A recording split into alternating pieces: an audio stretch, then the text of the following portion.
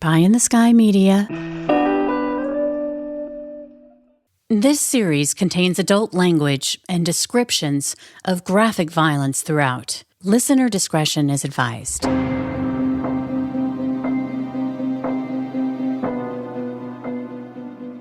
point is, ladies and gentlemen, that greed, for lack of a better word, is good.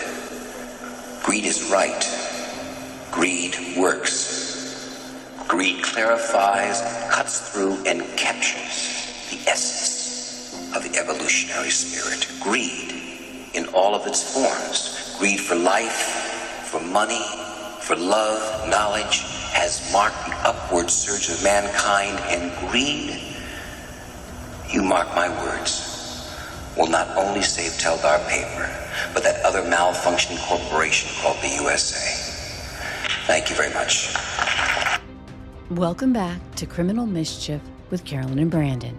But sometimes I also think, on the other side of things, that it's not always rocket science, is that these guys go through different phases. They get, they're very aggressive, they get cocky, and I think when they get really greedy, that's when we catch them. Because it's all about the Benjamins, as they say. And you're listening to episode 181, Hollywood, Part 6, Greed.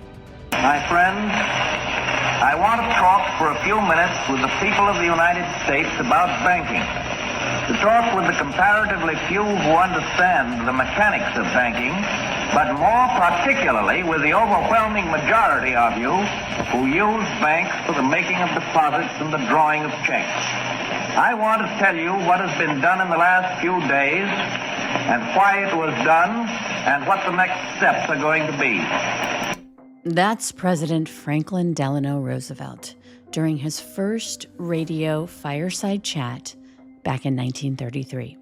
Now, FDR was talking directly to the American people because he was trying to restore public confidence in the banking system after thousands of these banks had failed during the Great Depression. And he just signed into law that the U.S. government would be federally insuring bank deposits, hence the FDIC. Shortly after the FDIC was formed, Congress then passed the Federal Bank Robbery Act of 1934, which made it a federal crime to rob any bank.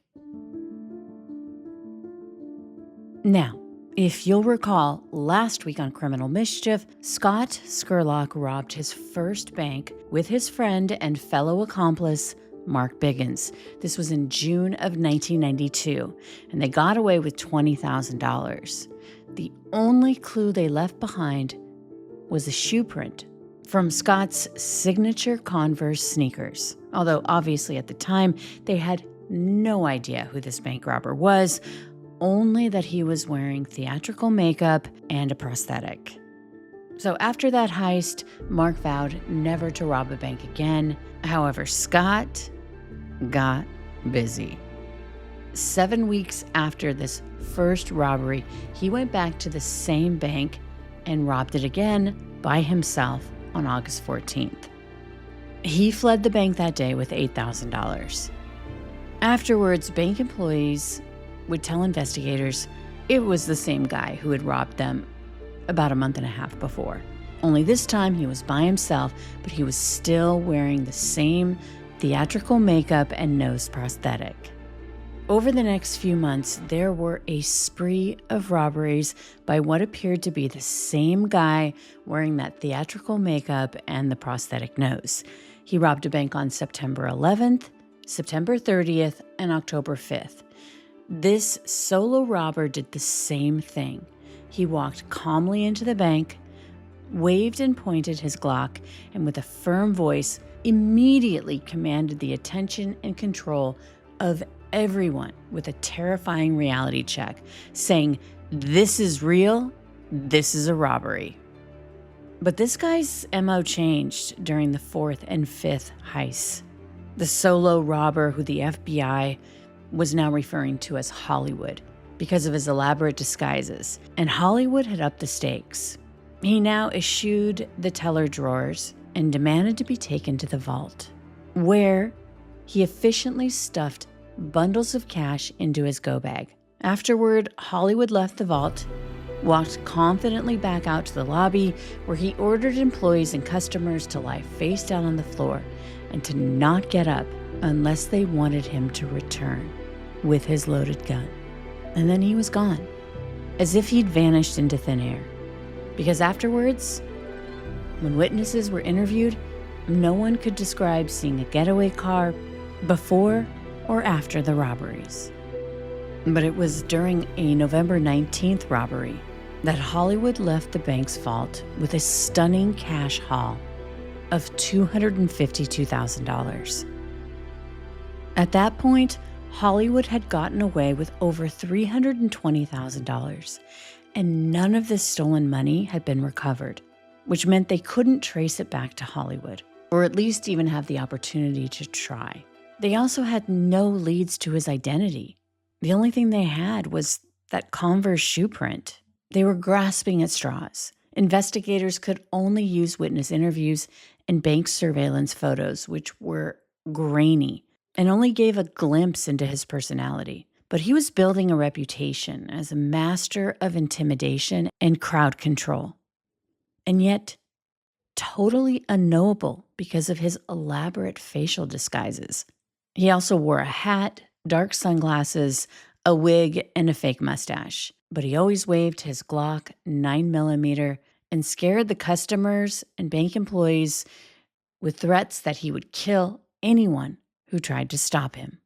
What cops didn't know was that Hollywood had enlisted another friend, Steve Myers, to help him launder the money.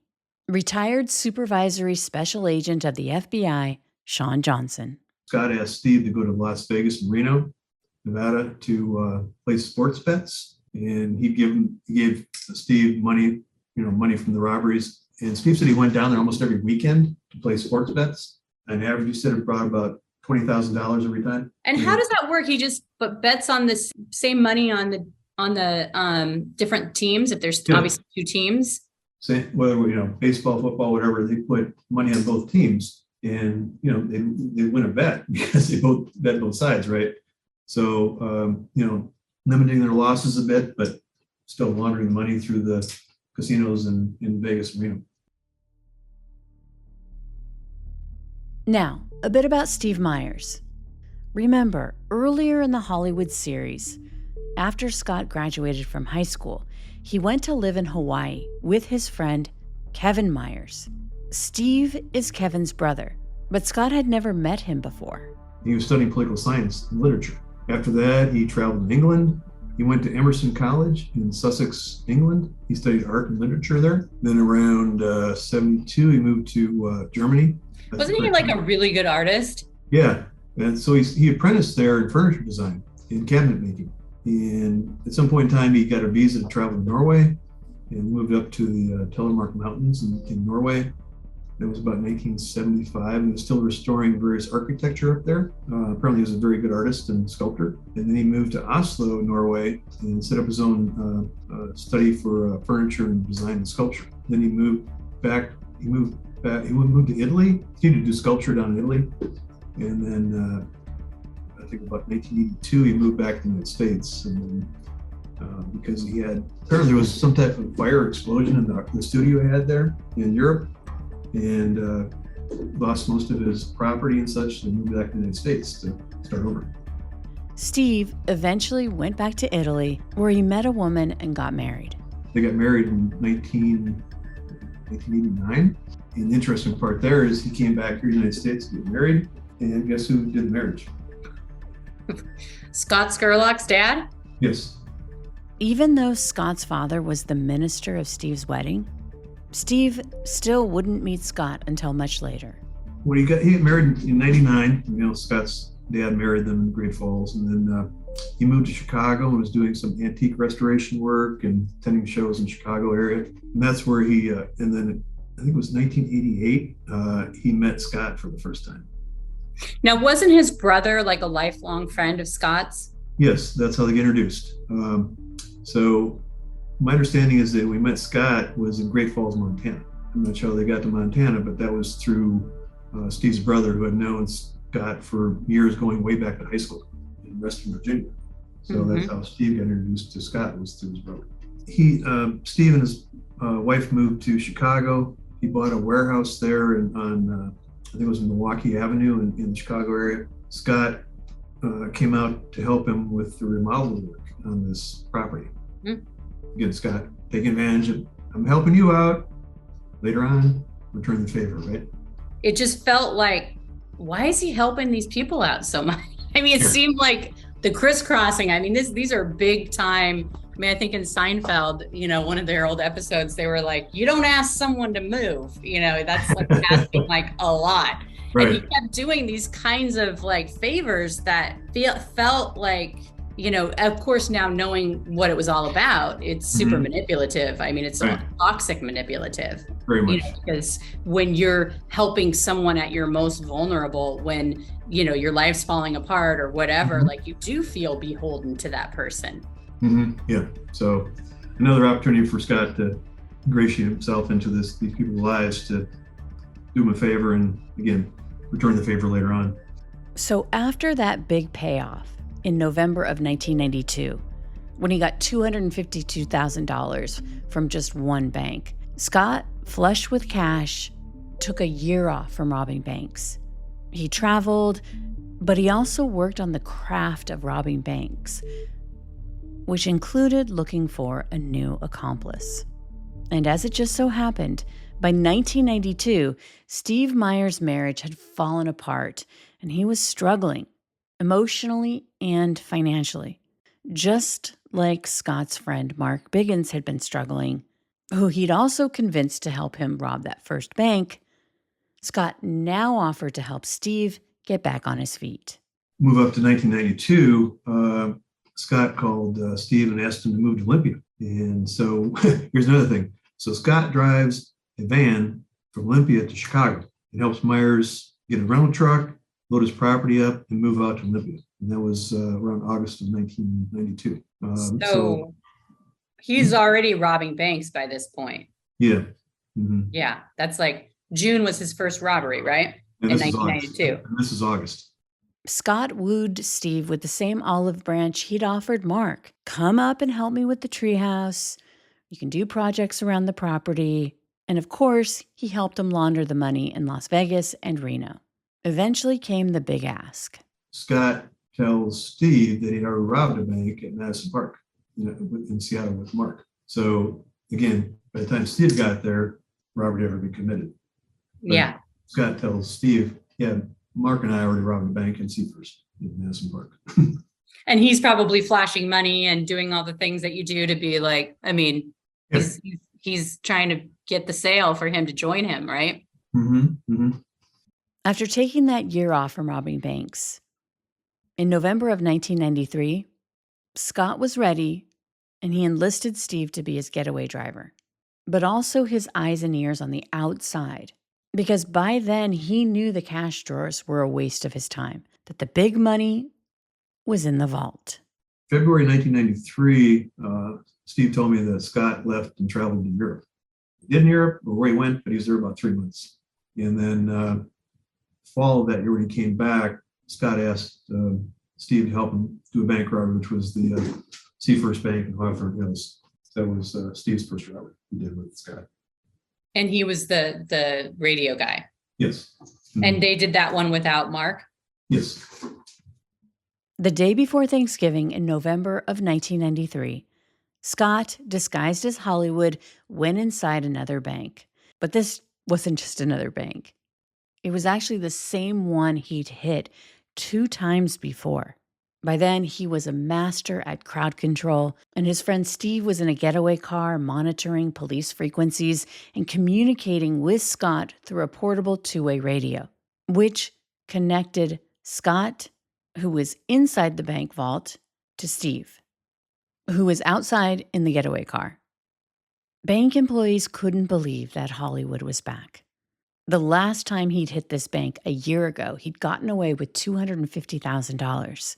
Now, brandishing his Glock once again, he herded terrified customers together with a frightening combination of fear and cool, menacing intimidation. It was Shocking. Beyond the pale that this bank robber would hit the same bank, but here was Hollywood, back for another heist. He ordered the teller to take him to the vault and walked out of the bank that day with nearly $100,000, again threatening to kill anyone if they hit that alarm. And he said it with such authority that no one did.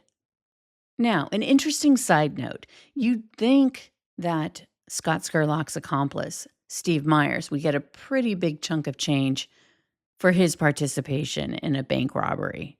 I mean, Scott took most of it. I mean, probably 80% of it.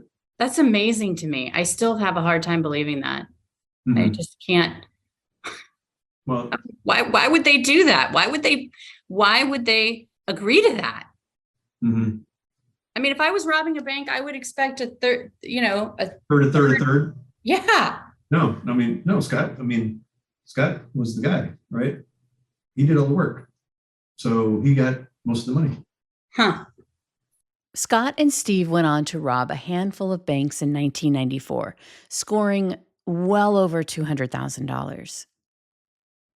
And during his robbery sprees and his time off, Scott studied the tactics banks employed to try to stymie robbers during and after robberies. For example, Scott knew that die packs were strategically inserted between bundled bills, and that these die packs were wired with an electrical charge. So if a thief picked up a particular packet of cash and then crossed over sensors at a bank exit or entrance, the die pack would detonate, spewing a red plume of dye all over the money in the bank robber. There were also marked bills that could be tracked, and of course, the silent alarms that tellers could trigger, which would immediately call the police and also activate video cameras that captured images of every corner of the bank. But basically, it was a picture that was taken about every 7 seconds. But so far, Hollywood had been one step ahead of all of these measures.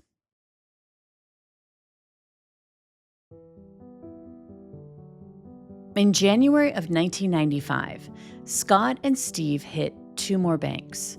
Always mindful to check for die packs and the bundles of money as he was stuffing them into his bag, Hollywood got careless. Because during one of these robberies, as he was headed out of the exit, a die pack between a bundle of cash exploded, covering the roughly $10,000 in stolen cash in a plume of red dye. Once this happened, there was no cleaning this dye off of the money. So Hollywood just dumped it on the ground and fled empty-handed. But as if to prove a point, and also make up the money, Hollywood hit another bank, the same bank he'd robbed twice before. And he hit the jackpot once again, scoring another $252,000 from the vault at that location. Meantime, in March of 1995, nearly 3 years after Hollywood's first bank robbery, a task force was created, staffed with investigators from 5 different law enforcement agencies, including Supervisory Special Agent Sean Johnson from the FBI and Seattle Police Detective Mike McGann. The main goal of the task force was capturing the elusive bank robber known as Hollywood. At that time, they still had few clues to go on. One, he usually hit banks around lunchtime on a Wednesday, Thursday, or Friday. They also knew that out of his last 5 robberies, 4 of them had taken place in late January or early February. And even though the only physical evidence they had was the one Converse shoe print, they combed through the data they did have. Like, they were able to calculate how much money he'd gotten away with and also the frequency of his bank heists. Using this, they calculated that Hollywood was possibly blowing through $20,000 a month. That based on this information, that he'd have enough cash to last through the end of the year of 1995. The case agent came up with this formula that based upon all the robberies that had occurred, that Hollywood and then they had suspected two or three possibly 2 or 3 other people helping him during these robberies, would hit, on a Wednesday, Thursday, or Friday between 9 a.m. and 1 p.m. And that was based upon the historical facts of the case, the dollar amount taken in the robberies. I think they figured out that at that point that Hollywood would need about $20,000 a month, to get by on. And so based upon those date, time, location, and the amount, they thought he would possibly hit in February 1996 up in the Hawthorne Hills area, which is right in between Windermere and Laurelhurst, just a small pocketed community up there that had a small Seattle Seafirst Bank branch. And he had gone to that branch a few times. And it seemed like Hollywood was really kind of zeroing in on, Hawthorne Hills, Wedgwood, and Madison Park. Retired Seattle police detective Mike McGann knew the streets of Seattle like the back of his hand. He had many bank robbery callers to his credit. And from the beginning, he believed, looking at Hollywood's bank robbing spree and his patterns, that this enigma known as Hollywood was in a class all of his own, that he was well-trained, well-disciplined, and professional, which meant he wasn't desperate. And I'm going to use another case as an example just to show you about the overkill on things. There was a guy that was robbing in California. He was dubbed the AK-47 Bandit. And he got dubbed that because he carried an AK-47. And in his first robbery, he went into a teller station, got one teller station, got $1,500. And when he came out, he was confronted by an officer, shot the officer with the AK-47, but dropped half the money. The officer lived, but they now had a guy running around with an AK-47 that had newbie written all over it. That's a high risk, low return, which is bad for investments. And I think if you really want money, you have to get the vault. You don't want to go to one teller station and run the risk of getting a die pack or a tracking device. You want to, and I don't want this to be a 101 lesson on how to rob banks, but you have to access the vault. And these guys figure that out. And the problem is they will continue. These guys, working under the influence of drugs or narcotics or some alcohol rather, that they're not functioning properly. So they'll go back, they'll hit the teller once, then they'll get the teller line, get 3 or 4, teller stations. And then they'll finally go home and figure it out. Well, you know what? I got to take it to the next level. And most people realize, hey, it's the vault or the armored car or, them loading up the ATM with the cartridges, whatever. So eventually people figure that out. And this guy, the AK-47 Bandit, did. But he eventually got caught. But it's the same with Hollywood. He went in, and there were comedy of errors and all his robberies that he did, dropping money, having cars break down, carjacking somebody. They started off being like the actors in the movie Point Break, wearing the presidential masks. But what he did is he went cold for about a year. And during that period of time that he was cold and quiet, he invested in himself. And this is that 1% I talked about earlier about, the 95% people being drug users, the other 5% being thrill seekers, professionals, gamblers, thrill seekers, and people out of sheer desperation. So he became that 1%, that true professional, and invested in himself. McGann studied Hollywood. He pored over the security photos of him, taking stock of every detail. His weapons, a 9mm Glock, and he also brought along with him a stun gun. Mike knew that at the time, these were weapons of choice by law enforcement. And he noticed something else, that from the still photos, a tiny detail, it appeared that Hollywood indexed his trigger finger at the side of his Glock, which was a technique he knew was taught to police officers, which meant he was either studied at the policy and procedures of the Seattle Police Department, because The reality was the robberies always took place around lunchtime, which happened to be around the time of a shift change at the Seattle Police Department. Was Hollywood a cop? Or did he have a source feeding him information from inside the banks? Or was it both? In January of 1996, Mark Biggins, who was an accomplice in his first bank robbery, the one who said he would never rob a bank again, well, 4 years later, he was back. Initially, Scott started robbing in 92. He would just do the teller line for the teller drawers. And he said, well, there's more money in this bank than just the teller line. So that's when he expanded to the vaults. But for that purpose, he had to go back into the vault with an employee and spend time back there. So he had no idea what was happening out in the lobby. So that's when he needed somebody to lobby, which was Mark. Mark helped Scott and Steve rob a bank. The new trio made off with $141,000. It was probably C first at that point. He hit them up 3 times, and then they begged him not to come back because he's traumatizing them. You know, it's traumatizing to get robbed. And then he came and robbed me instead. That's Susan. She just happened to be the customer service manager on duty in May of 1996 at a First Interstate Bank in the affluent Seattle suburb of Madison Park when Hollywood strode into the lobby, brandishing his Glock, and instantly took command and control of the customers and employees. At the time that robbery hit, I would say, or happened, I'd already been involved in 4 robberies up the street in our first Hill location. 2 of them are armed. So I kind of had a little bit of, I hate to say robbery experience under my belt, but that's pretty much what it is. When Hollywood came in there, I didn't see him.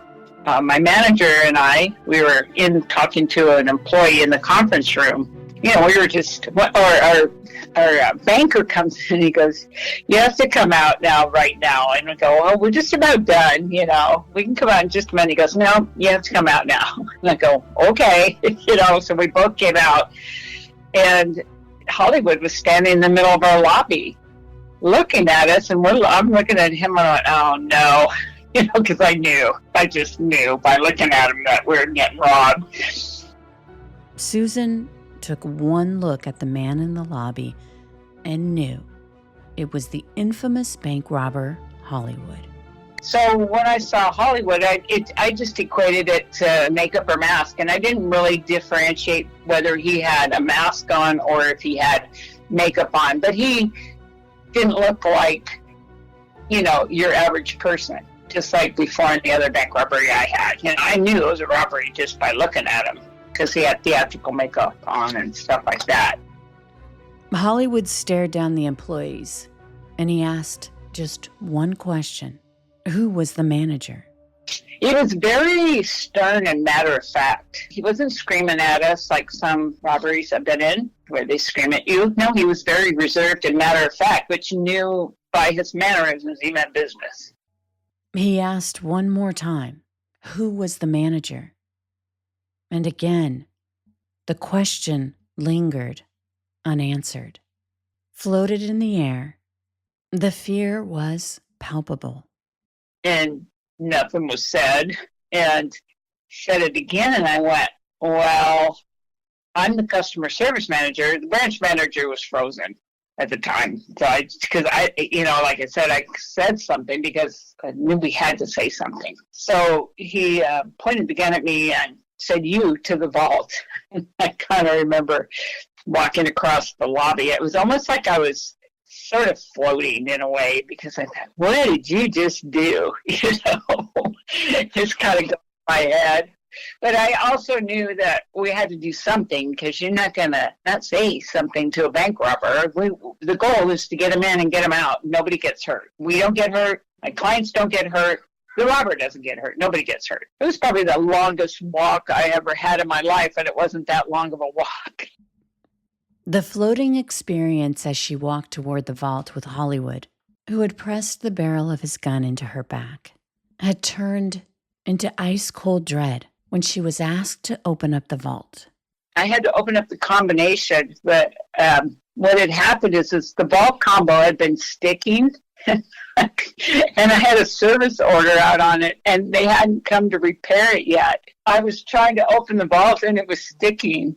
And my hand was shaking so badly that I had to take the other hand and put it on my wrist to steady it. And I finally got the vault open. I guess I uttered something just barely audible. My lead teller told me. I went, "Oh, sorry." Yes. I dropped the F-bomb, I'm sure, because the vault was sticking. I'm pretty sure I did that. Dropping the F-bomb? Absolutely understandable given the situation. Even so, Susan held her nerve, and together, she and Hollywood stepped into the vault. He actually exercised quite a bit of self-control, which was better because I was in a different robbery where the guy was jumping around and the gun was like moving around, and that was way more unpredictable because his finger could have slipped, So he was under really good self-control.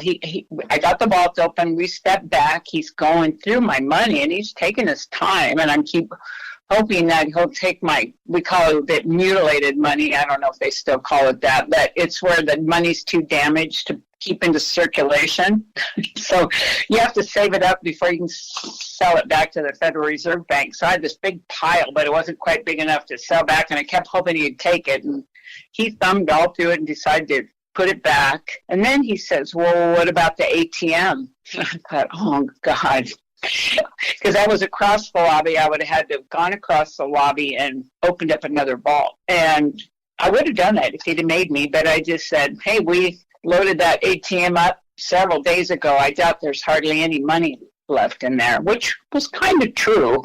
I mean, he probably could have gotten another 20 grand out of there maybe, but it wasn't like, I guess in my mind, I'm thinking there wasn't enough in there for you to waste all those minutes, still in the branch, when you probably should be getting out of here.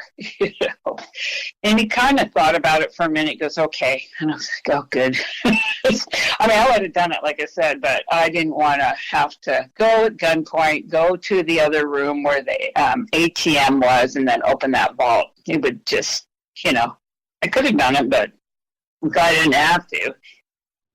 Susan could tell under his baggy coat that he had some kind of radio.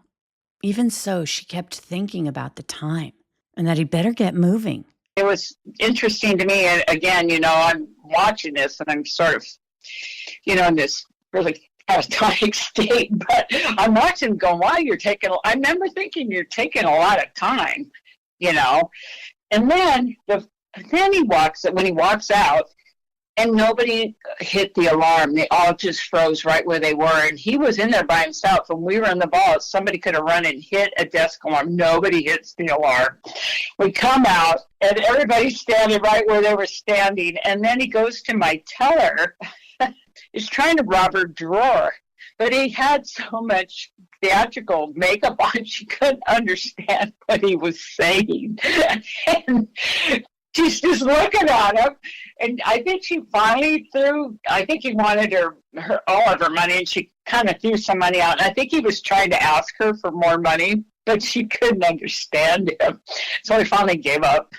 And then he said, "If everybody stand perfectly still and wait till I'm out of here. Wait, I don't know. I couldn't remember how many minutes, 5 or 10 minutes, and I won't come back and come back and hurt you or rob you again." So then my banker, as soon as the guy's out the door, my banker runs to the window and sees him running down the street and flips him off. It's like, oh, God.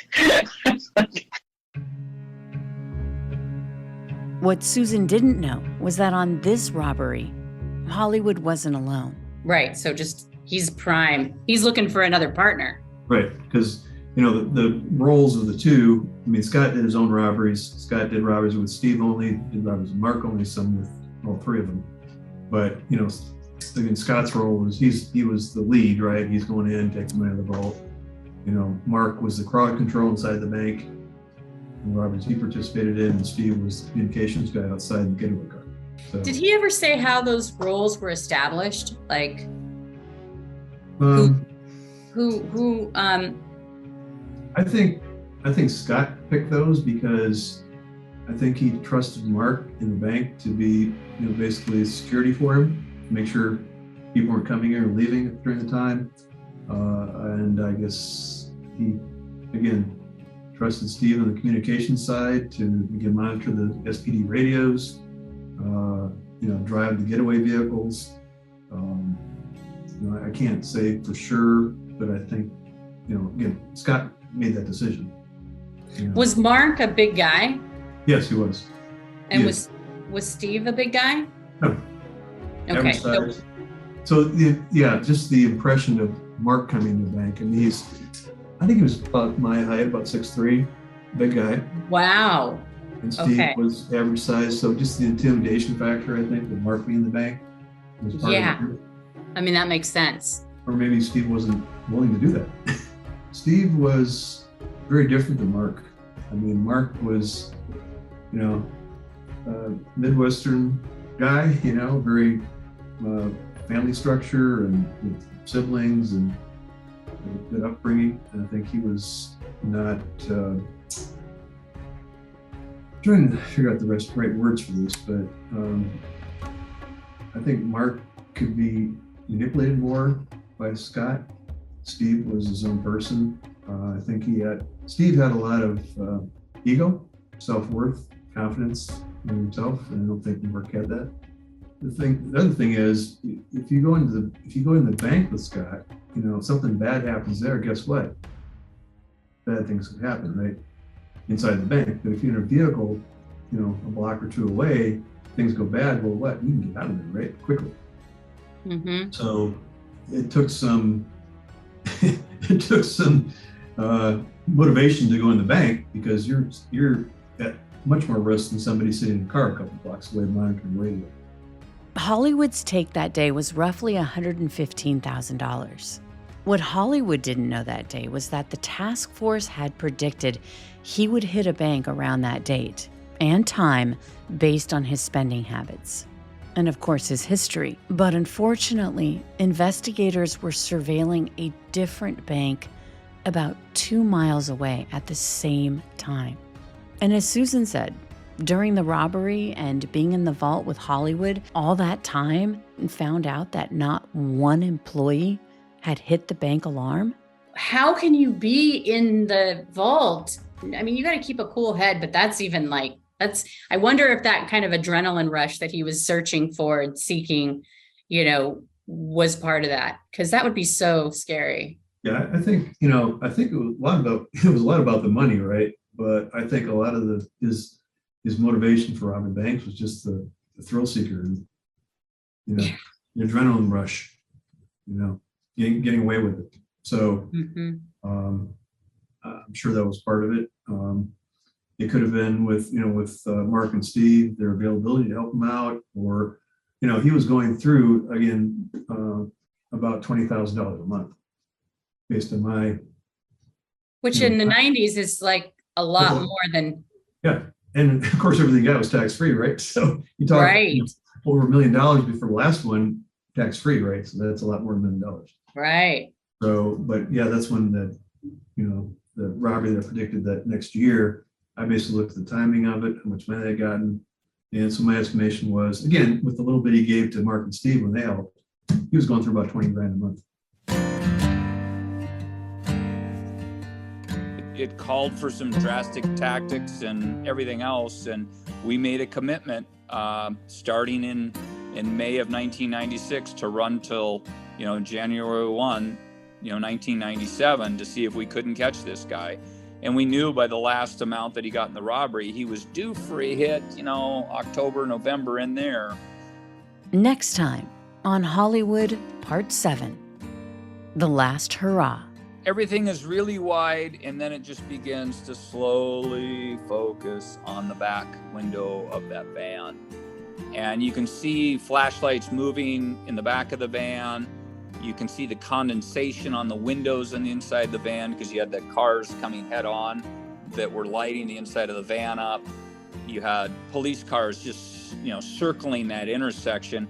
And, it kind of looked like a bunch of sharks, looking for something to eat. It was feeding time. And here was this white Chevy Astro van right there with me behind it.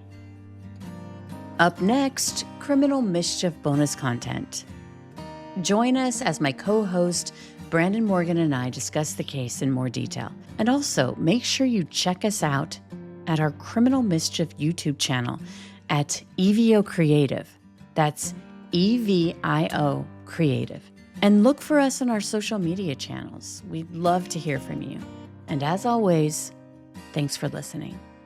From Pie in the Sky Media, Criminal Mischief is an EVO production, recorded live in the beautiful Pacific Northwest. We're produced by Brandon Morgan and myself, music by Soundstripe.